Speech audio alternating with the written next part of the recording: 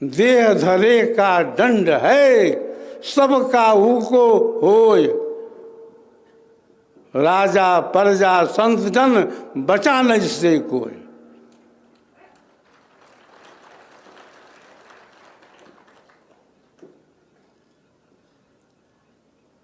भोग जो है कभी कभी रोग रूप में आ जाता है।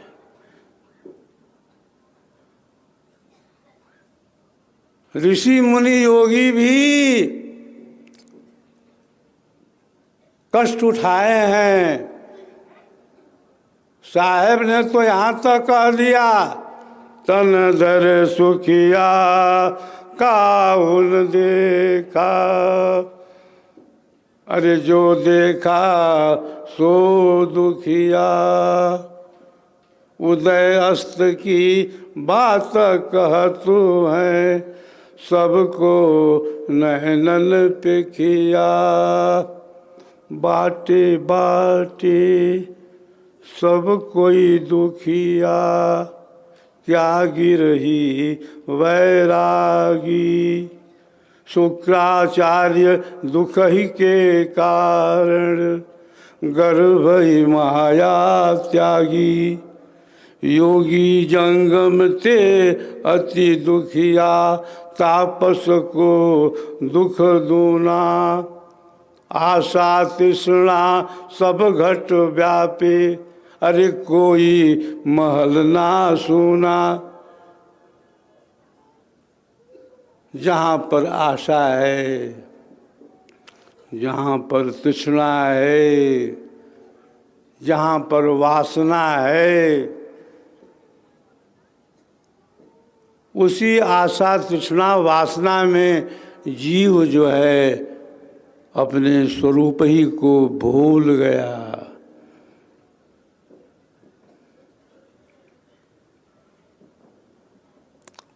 भोग भोगते भोगते हम समाप्त हो जाते हैं, भोग समाप्त नहीं होता। हमारी जो तृष्णा है, हमारी जो वासना है, हमारा जो मन है, वह नहीं मरता, उसका अंत नहीं होता। यह सारा जो चक्र है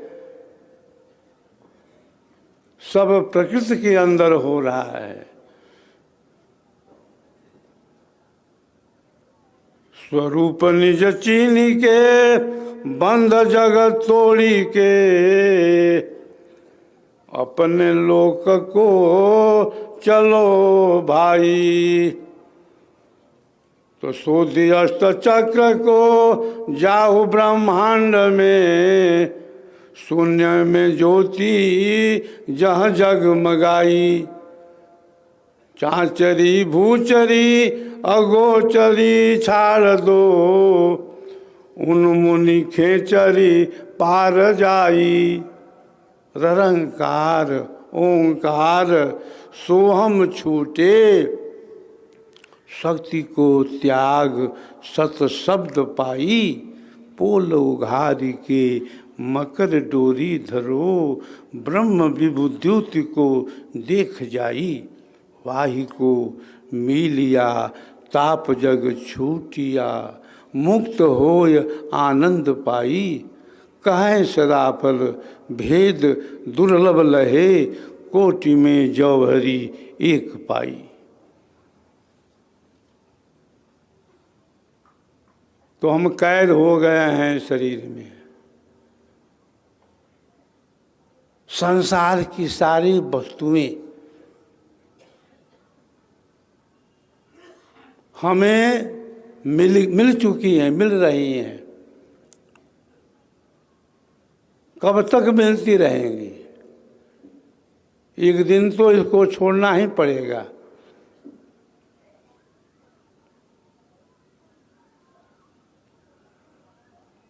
तो कैसे हम शरीर से बाहर होंगे? यही भेद रहस्य जो है सदगुरु हमें बतलाते हैं। नौ द्वारा संसार का 10वां योगी तार। एकादश खिड़की बनी शब्द महल सुखसार।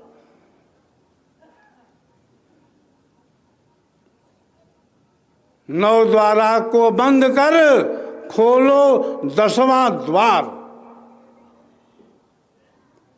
10वें द्वारे ताड़ी लागी, सोती सुरती भड़क दे जागी। आशा चिंता दिनियों बीता, कहें मुनिंद्र यूं रह गयो रीता। जाग सिता भी अब का सोवे, टाला टूली क्यों दिन खोवे।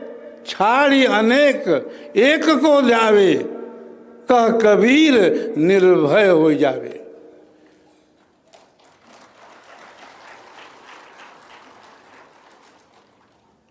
हम सबके शरीर में एक ऐसी शक्ति है जो सुप्तावस्था में है। विहंगम योग के अंदर उस सोई हुई शक्ति को सदगुरु की कृपा से हम जगा देते हैं, ऊर्ध कर देते हैं।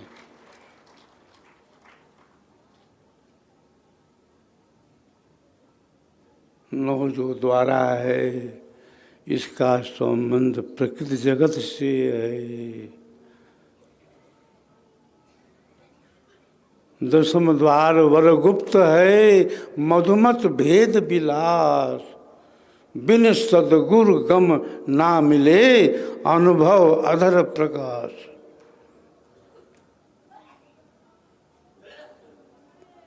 उस 10वें द्वार को ही संस्कृत साहित्य में, वेद में, दर्शन में, उपनिषद में कहा गया है ब्रह्मरंध्र, यानी ब्रह्म का द्वार। तो वह तो द्वार ही बंद है। अंतिम समय आ गया, निकल गए हम कान के रास्ते से, नाक के रास्ते से, मुंह के रास्ते से, अरे मलमूत्र के रास्ते से। हम कहाँ जाएंगे? हमारी क्या गति होगी? आकर 4,84,000 योनि भ्रमत जीव अविनाशी। फिरत सदा माया के फेरे, गुण स्वभाव सत ज्ञान घनेरे। 1,84,000 भोगी के पाँव पर अटका आए। अब की पासा ना पड़े तो फिर 84 जाए।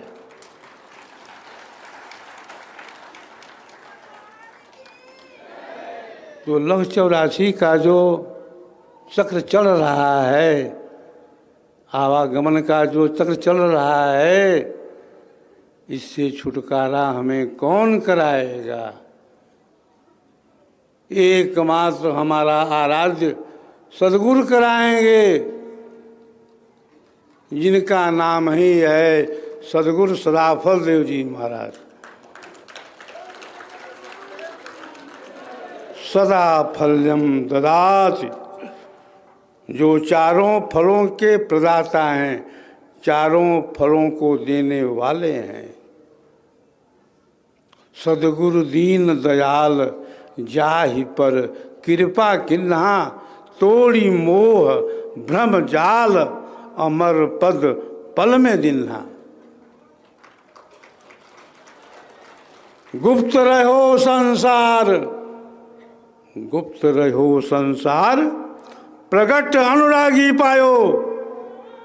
बहुतक हंस चिताय, ज्ञान दे लोक पठायो। तो हमारे जो सदगुरु हैं, हमें 84 के बंधन से अलग कर देते हैं। 84 का जो चक्र है उससे छुड़ा देते हैं। संसार के भवसागर से पार करा देते हैं। सद्गुरुदेव का शरीर छूट चुका था। सद्गुरुदेव बहुत पहले से ही कहते थे कि यह शरीर मिट्टी का है, मिटने वाला है।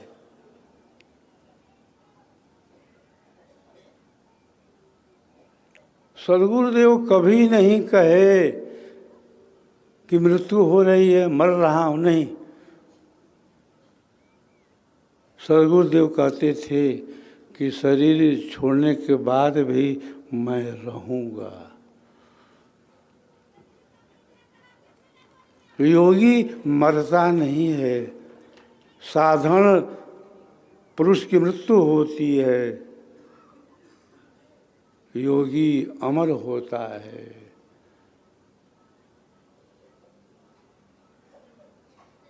सद्गुरुदेव का शरीर छूट चुका था, नस नाड़ी सब फेल हो गई थी। फिर सद्गुरु हमारे बोलने लगे।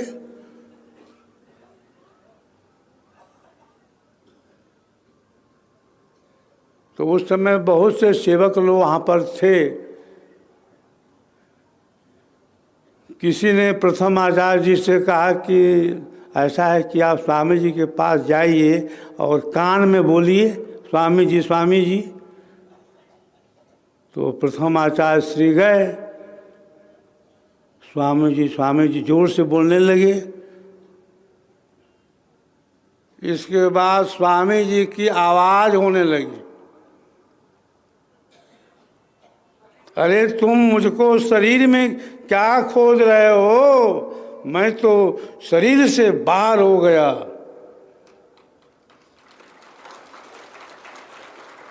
मैं सबको देख रहा हूँ, मुझको कोई नहीं देख रहा है। यह योग की अपार महिमा है।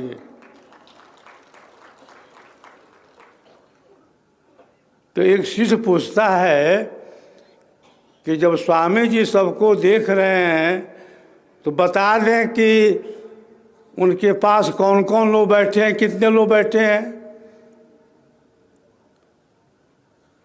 तो फिर स्वामी जी ने आकाशवाणी में बता दिया कि मैं आप सबकी बात सुन रहा हूँ, किसका किसका नाम बताऊं। सामने में आचार्य बैठे हुए हैं, अद्वैतानंद है, सोमानंद है, योगानंद है, प्रेमानंद है, चिदघनानंद है, और पीछे बहुत सारे लोग बैठे हुए हैं। मैं सबको देख रहा हूँ। फिर सद्गुरुदेव ने रामायण की चौपाई भी बोली, बिनु पग चलहि सुनहि बिनु काना, कर बिनु कर्म करहि विधि नाना, आनन रहित सकल रस भोगी, बिनु वाणी वक्ता बड़े योगी। यह आवाज़ स्वामी जी ने बहुत जोर से बोला, बिनु वाणी वक्ता बड़े योगी। बड़ा योगी जो है बिना वाणी का बोलता है, बिना पग का चलता है, बिना आँखों का देखता है। अरे मैं तो सबको देख रहा हूँ, मुझको कोई नहीं देख रहा है। यह योग की अपार महिमा है।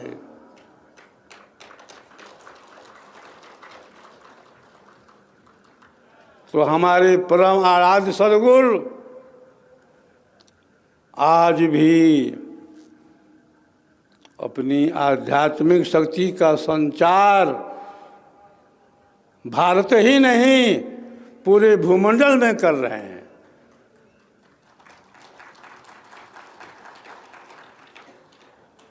सदगुरुदेव ने कहा अंतिम काल में शरीर छोड़ने के पहले,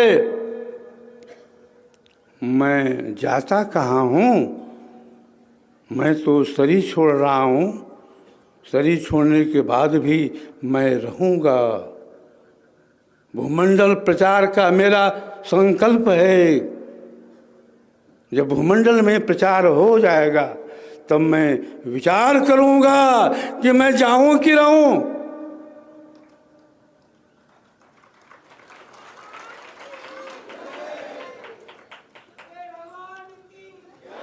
सदगुरुदेव ने कहा कि मैं इस आध्यात्मिक धन को बहुत तपस्या और बहुत परिश्रम से पाया हूँ। मैं इस आध्यात्मिक धन को बहुत तपस्या और बहुत परिश्रम से प्राप्त किया हूँ। प्रथम आचार्य को उन्होंने निर्देश दिया कि आप इसकी रक्षा करेंगे। अधिकारी सुपात्र को ब्रह्म विद्या का उपदेश करना चाहिए। अधिकारी को दीजिए दीक्षा, अजगुरु की मानो यह शिक्षा। अनधिकारी नहीं उपदेशा, अनधिकारी नहीं उपदेशा, लाभ न होय हानि अंदेशा। अधिकारी जो सुपात्र है उसको ब्रह्म विद्या का ज्ञान देने का विधान है विहंगम योग के अंदर।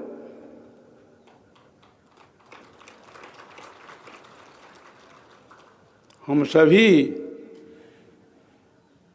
सदगुरु से जुड़े हुए हैं। हम सभी सदगुरु के अनुयायी हैं, भक्त हैं, शिष्य हैं, प्रेमी हैं, जिज्ञासु हैं। सदगुरुदेव ने स्वरवेद के अंदर क्या नहीं दिया है, सब कुछ उड़ेल दिया है।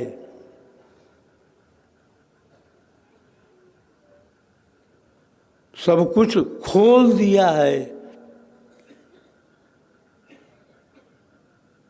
जन्म क्या है, मृत्यु क्या है, सृष्टि क्या है, प्रलय क्या है, सदगुरु कितने तरह के हैं, चतुष्ट अंतःकरण क्या है, कहाँ है कषा, कहाँ है मायु, अकह कहाँ है, दहराकाश कहाँ है, 36 नीर कौन है, अरे 85 पवन कौन है, क्या है जागृत अवस्था, कहाँ है स्वप्न, कहाँ है सुषुप्ति, क्या है तुरिया, क्या है तुरियातीत और क्या है आप्त। अरे कहाँ पर है स्थूल देह, कहाँ पर है सूक्ष्म देह, कहाँ है कारण, कहाँ है महाकारण, कहाँ है कैवल्य और कहाँ है हंस,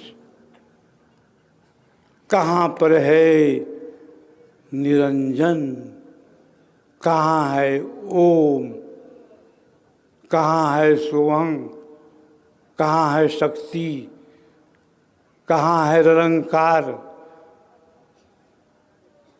कहाँ है 10 तरह के अनहद ताल, डंफ, मुरली, बीड़ा, स्वर, सहनाई, झांझ, मृदंग, डफ कहाँ होते हैं, कहाँ है 4 वाणियाँ, परा, प्रशंति, मध्यमा और वैखरी। अरे कहाँ है अन्नमय कोश, कहाँ है मनोमय कोश, कहाँ है प्राणमय कोश, कहाँ है विज्ञानमय कोश, कहाँ है आनंदमय कोश। अरे परमाणु मंडल क्या है? परमाणुओं का योग वियोग योगी कहाँ से करता है? कहाँ से होता है अक्षर का ईक्षण प्रयोग?